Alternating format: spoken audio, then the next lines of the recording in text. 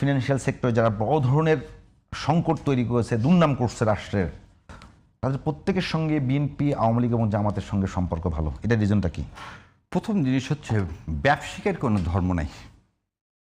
ব্যবসায়িকের কোনো ধর্ম নাই, এই কথা আমি এর আগেও বলছি। আমার উপর ব্যবসায়িকরা খুব খ্যাপা। যেমন আমি বলছিলাম, সবচেয়ে বেশি সর্বনাশ করছে যে লোকটা বলছিল প্রথমত হাসিনাকে চায়, দ্বিতীয়ত হাসিনাকে চায়, শেষ পর্যন্ত হাসিনাকে চায়, তাকে দেখছিলাম তারেক জনাব প্রধানমন্ত্রী যখন গেট দিয়ে ঢুকতেছে, উনি পারলো না তো ওখানে, মানে ওটা যদি পানি হতো তাহলে উনি ড্রাইভ দিয়ে দিত।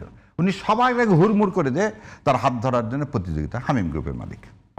সো এই যে ভুল পাল্টানা, এটার কথাটা কে বলে? এটার কথাটা দেখেন আমাদের জায়দানের শফিকুর রহমান সাহেব কি বলছে।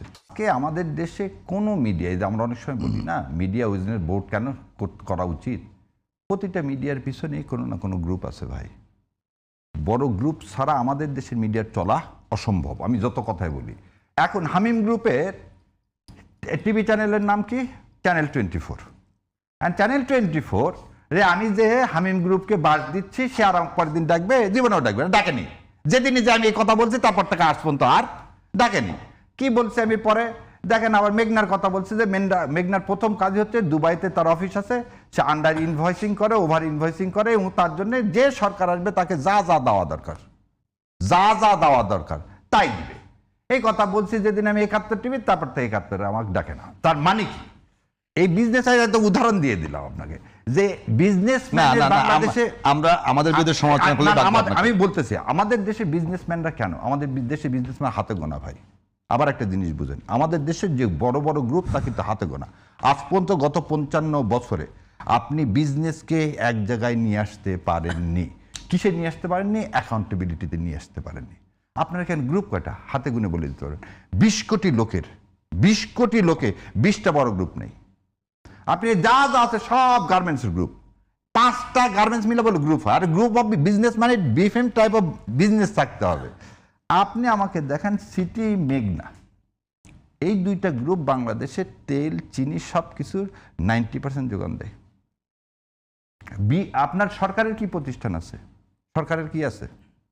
সরকারের টিসিবি আছে।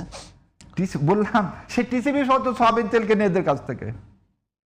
সেই জন্য আমি বললাম যে কেন রাষ্ট্রীয় পৃষ্ঠপোষকতায় এসালম এটা ছিল না, এসালম এই জায়গায় ছিল না। হাসিনা ভাবলো যে এমন ভাবে নিয়ে যাবো, এবং হাসিনা এই কথা বলে ফেলছে, আমি চলে গেলে 3 দিনে এরা কেউ দেশ চালাতে পারবে না। সেজন্য সে ভাবছে যে সব টাকা নিয়ে যে তাই 3 কোম্পানির হাতে দিয়ে দিল, বেক্সিমকোর, কারা, আর এসালমের হাতে, আর কে, কর্নেল সাহেবের হাতে। কারণ গোপালগঞ্জের উনি হচ্ছে ওনার কাছের লোক, সামিট গ্রুপ। এই 3 জনের হাতে উনি পুরো টাকাটাই দেশে দিয়ে দিলেন। এসালমকে কেন পছন্দ করলো? এসালমকে কেন পছন্দ করলো? এইখানে একটা জিনিস আছে। এসালমকে ওনার কাছে নিয়ে গেল কিন্তু ভূমিমন্ত্রী, আর ভূমিমন্ত্রীর কাছে তার একটা বিরাট দায় ভূমিমন্ত্রী বাবার কারণে, আক্তারের কারণে। সেদিন মহিউদ্দিনকে সাইড করে দিল। আক্তারকে যদি ওখানে রাখতে হয় তাহলে মানে সাইফুদ্দিনের বাবা নাম হচ্ছে আক্তারুল আলম, সো আক্তারজন বাবু, সরি।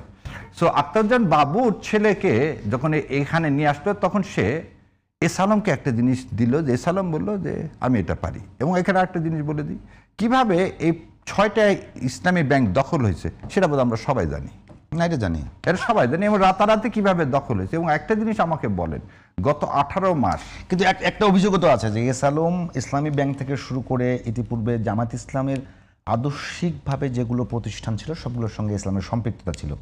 তো এখন একটা আপনি আমাকে বলেন 2009 সালের আগে এসালামের কি ব্যবসা ছিল? এসালামের সুগার মিল 18 সালে তৈরি, এসালাম এডিবল ফ্যাক্টরি 19 সালে তৈরি, এসালামের, আমি যদি এসালামে একদম বলি 13 সাল থেকে এসালামের জার্নি শুরু, সব নামমাত্র কোম্পানি, 16 সালে সব কোম্পানি এক্সিকিউট, 16 সালে হচ্ছে ইসলামী ব্যাংক দখল। ইসলামী ব্যাংক দখল করার পরে তার এই ফুলে ফেটে ওঠা, এবং এই হাজার হাজার কোটি টাকা নিয়ে চলে গেল, এবং এই টাকাটা নিয়ে কোথায় গেল? আপনি একটা জিনিস দেখেন, দেশে কিন্তু থাকলো না। সবচেয়ে তাজ্জব বিষয়, আপনি জানেন যে এই বলে দিচ্ছি দেশের সামনে, এসালমের সুগার রিফাইনারিতে কোনো সুগার রিফাইন হতো না, সে র সুগার নিয়ে এসে খোলা বাজার বিক্রি করে দিত। এটা জানানো হয়েছে, এবং জানানোর জন্য দেশবন্ধু রিয়েলি তারা কি করতো, তারা এই র সুগার থেকে সুগার তৈরি করতো। সেই জন্য দেশবন্ধুর বন্ড লাইসেন্স বাতিল করে দিল সেই সময় শেখ হাসিনা। যাতে একটা একটা ভালো একটা সুগার মিল অসুস্থ হয়ে যায়। তো এগুলো দুঃখের কথা। কেন বললাম যে এগুলো কোনো জায়গাতে ইউনূস সাহেব হাত দেননি। ইউনূস সাহেব তার গ্রামীণকে বাঁচানোর জন্য 18 মাস কোনোভাবে কাটায় দিয়ে চলে গেল। এখনো সেই প্রশাসন, এখনো সেই সবাই তো এখনো সেই কাঠামো। না, সবাই তো অভিযোগ করে যে ইউনূস সরকারের সাথে ইসলামপন্থীদের একটা বড় ধরনের যোগাযোগ ছিল। ওই ছিল কিরকম সেটা তো প্রকাশ পেয়ে গেছে। শোনেন, আমি একটা কথা বলি। আমাকে একদিন বলতেছে যে সব ভিসি তো জামাত ইসলামের। আমি বললাম, ভিসি দেখে আপনি ইলেকশন করবেন নাকি?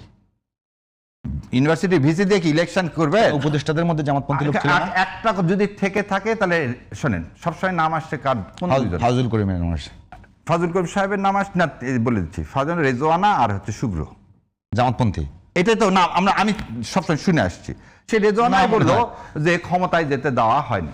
ফাইজুল কবির তো কোনোদিন কোনো যাকেই নি তাকে কোনো। ওই যে উনি আবার বলছে কিন্তু কিচেন একটা ক্যাবিনেট ছিল। আপনি আবার খেয়াল করে দেখেন, ক্যাবিনেটের মধ্যে আর কি ছিল? Kitchen cabinet. তো কিচেন ক্যাবিনেটের সদস্য কোন জামাত ইসলামের লোকটা আমাকে দেখান তো। আপনি আমাকে বলেন। বরং কি হলো, আপনি তো ফেব্রুয়ারি মাসে 2025 সালে ওনাদের মন্ত্রী বললো ট্রফি দিয়ে আসছেন। এটা তো ওনাদের মন্ত্রীরই কথা। বিএনপি মন্ত্রী সংসদের দ্বারা বলতেছে ইউনূস সাহেব ট্রফি দিয়ে আসছেন মাননীয় প্রধানমন্ত্রীকে ফেব্রুয়ারি মাস 2025 সালে। ইলেকশন হবে বলছে, এটা গ্যারান্টি 5 আগস্টের যে আন্দোলনের জন্য। আর যদি 5 আগস্টের আন্দোলন দেন তাহলে আবার এবার ফিরাই দিই। স্পিকার সাহেব কি বলছে যে গণভোটে খালি রাজি হলাম, খালি ইলেকশনটা দেখ। বলছে না বলেনি? এই স্পিকার সাহেবই বলছে, হাফিজ সাহেব। সেদিন যদি আমরা এটা রাজি না হতাম তাহলে ভোট দিত না।